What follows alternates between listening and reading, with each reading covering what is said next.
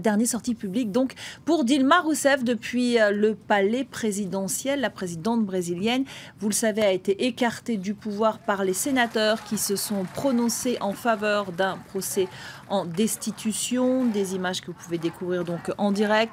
Et Dilma Rousseff qui fait ses au revoir. Elle se dit victime d'un coup d'État, d'une farce juridique et politique. Elle estime que son gouvernement a subi un intense sabotage. Elle vient de s'exprimer, vous l'avez vu. Je vous propose de réécouter un extrait de son intervention. Aux Brésiliens qui s'opposent au coup d'État, indépendamment de leur position politique, je les appelle à rester mobilisés, unis et pacifiquement.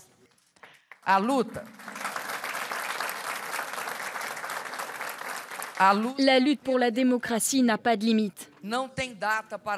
C'est une lutte permanente qui nécessite un dévouement constant.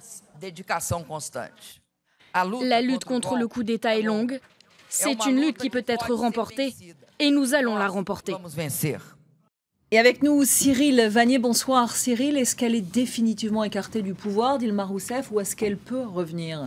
Un retour de Dilma Rousseff à ce stade est hautement improbable, mais pas totalement impossible. Et c'est d'ailleurs là-dessus qu'elle va miser. Dilma Rousseff qui a certes quitté la présidence, mais pas la résidence présidentielle où elle va passer les prochains mois en compagnie de sa mère. D'abord, pourquoi peut-elle revenir? D'abord parce que Dilma Rousseff a saisi la Cour suprême juste avant le vote du Sénat, la veille du vote au Sénat. Et donc il y a un recours qui est déposé devant le tribunal suprême et il faudra bien que les juges statuent. C'est vrai que les juges, notamment la Cour suprême, n'ont pas été tendres, n'ont pas ménagé Dilma Rousseff pendant toute cette procédure de pré-destitution ces derniers mois. Néanmoins, il faudra qu'il statue sur le fond du dossier. Première chose. Deuxièmement, il faut s'attarder sur le vote qui a eu lieu hier au Sénat et j'attire votre attention sur un chiffre, 55. 55 sénateurs sur 81 au total, ont voté effectivement pour la mise à l'écart de Dilma Rousseff. Première étape avant le vote sur la destitution finale. C'est bien plus qu'il n'en faut, comme le soulignent ces sénateurs, c'était bien plus qu'il n'en fallait pour obtenir la mise à l'écart, puisqu'il fallait une majorité simple. En revanche, pour obtenir la destitution finale, il faudra 2/3 des votes, soit 54 sénateurs. Donc là, on est à 55, il faudra 54 votes. Vous voyez que la marge est très faible.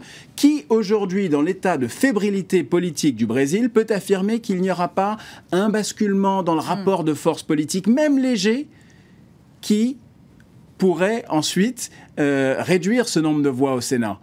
On ne peut pas affirmer ça aujourd'hui, d'autant plus que les sénateurs sont aujourd'hui vulnérables, puisque la majorité d'entre eux sont visés par des enquêtes pour corruption. Ils seront, qui dit vulnérable, dit éventuellement, ça ne serait pas la première fois que ça arrive au Brésil, on peut les persuader, à coup de promesses, on peut les persuader de voter différemment dans quelques mois.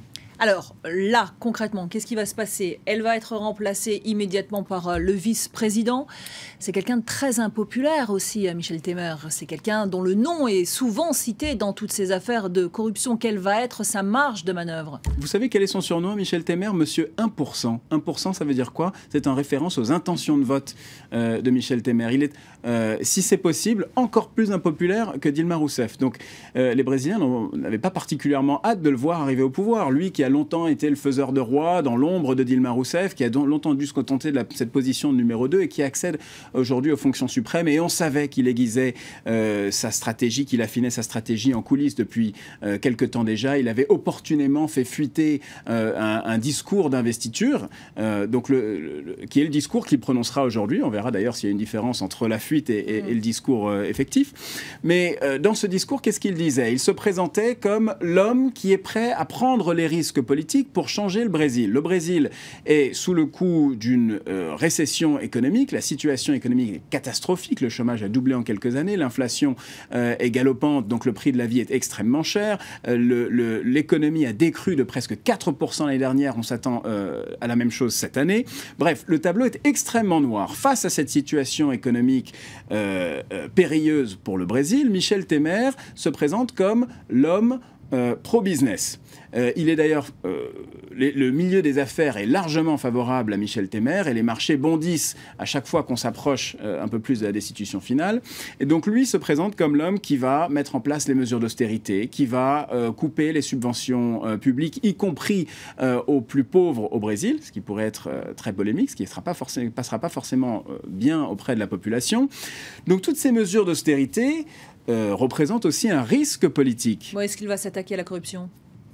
Il est visé lui-même. Voilà. Michel Temer lui-même est visé par la politique. Même les plus par la corruption. Même les plus grands par la corruption, pardon. Même les plus grands contempteurs de Dilma Rousseff doivent reconnaître la justesse de l'un de ses arguments fondamentaux, qui est qu'elle-même n'a jamais été visée par une enquête pour enrichissement personnel, alors que tous ceux qui aujourd'hui sont en train d'essayer de l'enterrer politiquement sont visés. D'ailleurs, le président de la Chambre basse des députés, Eduardo Cunha, qui a été celui qui a orchestré toute cette procédure de destitution, a été mis à l'écart lui-même pas plus tard que la semaine dernière. Donc c'est pour ça que dans les mois qui viennent, cette vaste affaire de corruption Petrobras va continuer de faire des victimes dans la classe politique brésilienne. Il n'est pas sûr que ceux qui aujourd'hui prennent les manettes de manière intérimaire puissent eux-mêmes rester très longtemps au pouvoir. Merci beaucoup Cyril pour cet éclairage